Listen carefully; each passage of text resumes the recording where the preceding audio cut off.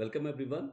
In this video lecture, we will think about why op-amp based inverting amplifier suffers from a low input impedance. Okay. So for this purpose, we have already draw the inverting amplifier which is based on a op-amp which is the ideal one. We are assuming the op-amp is the we are assuming the op-amp is the ideal one. Okay. Clear, and the corresponding equivalent circuit I have also drawn for the analysis.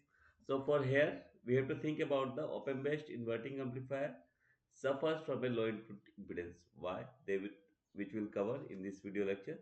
So this one is the first condition that we are saying. We are assuming that the op-amp is ideal in nature, means it means the op-amp loop gain is infinity, that is the open loop gain we are considering infinity.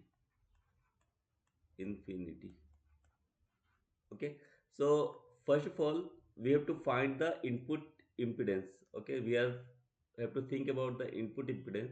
So the input impedance, the we can say the input impedance can be denoted by zi, or sometimes it is written as ri, anyone you can take. Okay, so this input impedance is nothing but simply we can say vi by i I, or see simply I am writing I1. So if I am saying the current in this one is say I1, okay, and this voltage is 0 volt, okay, 0 volt. So the corresponding inverting in voltage will be also 0 volt, okay, because the open loop gain is infinity. Okay, is it okay? Because we, as we know, for the a value infinity, okay, the output value we are writing like this: a v plus minus v minus. So a is infinity, v naught by a equals to v plus minus of v minus, where a is infinity, a is infinity. So we can write like this, equals to v plus minus v minus. So this way is nothing but simply v naught by infinity is our 0. So v plus minus v minus. So we can write v plus equals to v minus. Okay. So that's why we can write, this is also called the virtual ground concept. So this voltage will be 0 volt and this voltage will be 0 volt. Okay. So this is already we are mentioned, or we can say that we are assuming this op-amp is ideal, open loop infinity. So this will be 0 and 0 volt. So we have to find the input impedance, this one. Okay, so we have to find input impedance.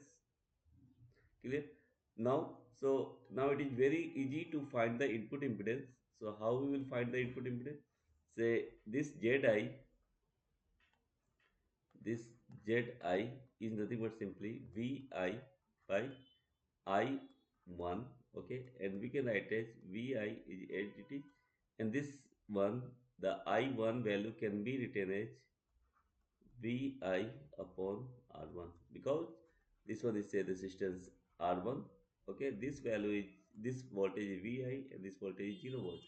So the current in this one, that is our I1, is nothing but simply the higher potential Vi minus 0 by R1, that is our Vi upon R1 that I have written here. Okay, so that value we have already written, this I1 value. Okay, this I1 value. Clear? So we can say the Zi is this. Okay, and after simplification, what we observe that this Zi is nothing but simply resistance R1. Okay, the input impedance is nothing but simply the R1 resistance. The R1 resistance is nothing but simply the input impedance of a non-inverting, inverting amplifier. Sorry, inverting amplifier, the input impedance is simply R1. So we can write the input impedance will be our Zi, or we can write it Ri is simply our R1. Okay, so this one is the calculation for the input impedance of a inverting terminal. Okay, one more thing that what we observe that here the op-amp based inverting amplifier forms a voltage divider. Okay, here the inverting op-amp forms a voltage divider. Okay, between the source resistance R1 and it feeds to the output. Okay, so now we have to think about the gain. So as we know the gain, that is our A.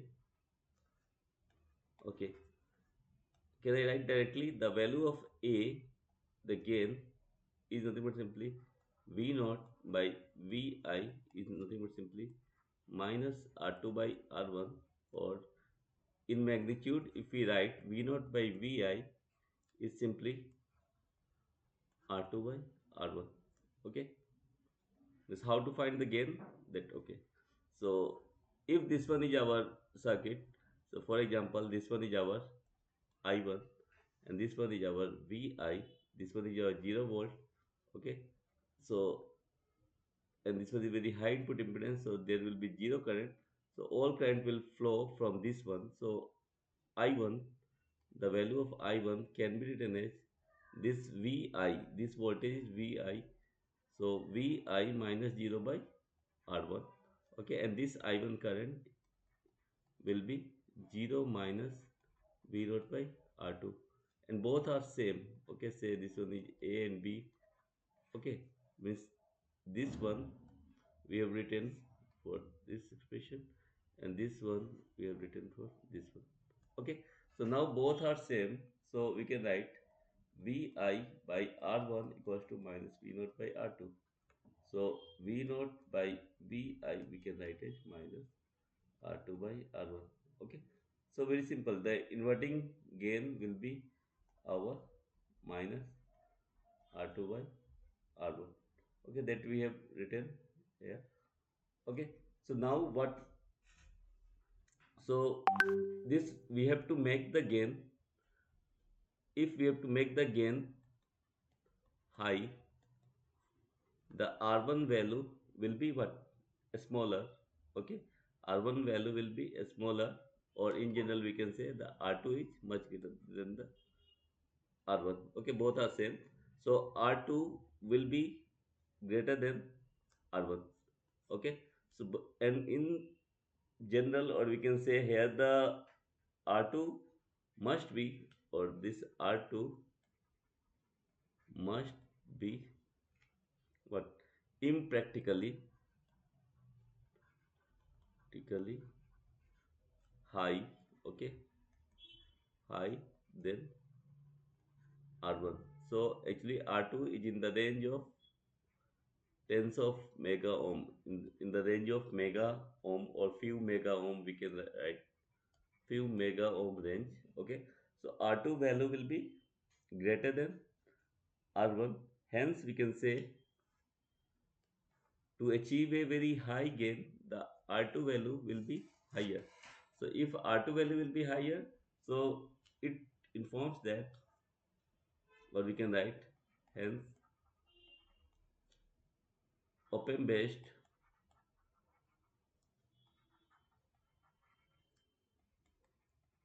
inverting amplifier suffers from low input impedance. Okay, because to achieve the high gain, the R2 value will be greater than R1. So this is the reason, okay, that the inverting amplifier have low input impedance. Okay, and for a better design, and for a better design for an amplifier, for an amplifier amplifier we must require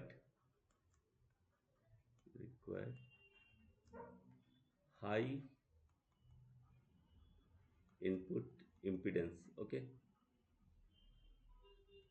we must require very high input impedance. Okay, because because to avoid the what loss of signal, to avoid the loss of signal strength. Okay, to avoid the loss of signal strength we required a very high input impedance. Okay, and what about the output impedance? So for the output impedance, it have low output impedance, low output impedance, because the output resistance of the closed loop amplifier, or we can say the output. Okay, or better to write output resistance of the closed loop of the closed loop amplifiers